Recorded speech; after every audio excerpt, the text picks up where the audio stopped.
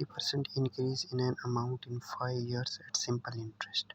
तो simple interest लगा है 5 साल के लिए और 50% इंक्रीज होता है उस अमाउंट में। मान लो वो अमाउंट हमारे पास 100 रुपया था, तो 100 रुपये पे अगर 50% इंक्रीज होगा तो कितना 150 होगा, क्योंकि मान लो अगर 100 पे 100% होता तो मतलब 100 और बढ़ेगा तो 200 बनेगा, लेकिन यहाँ 50% है तो मतलब 150 हो जाएगा।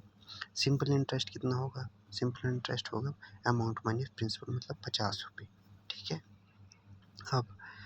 अब हमारे पास फॉर्मूला होता है simple interest equal to principal into rate into time upon 100।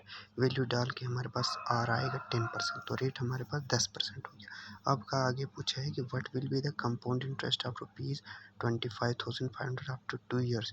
Same rate लगा के 2 साल के बाद अगर 25,500 पे कंपाउंड इंटरेस्ट कितना आएगा, तो कंपाउंड इंटरेस्ट पे सीधे रेट लगा दो। 2 साल के लिए पहले 1 साल का निकालते हैं। Compound interest equal to 25500 into 10/100, क्योंकि 10% लगाया तो वो हमारे पास 2550 आ जाएगा। ये बन गया रेट 1 साल का। ठीक है, इतना हमारे पास इंटरेस्ट चढ़ा। ठीक है।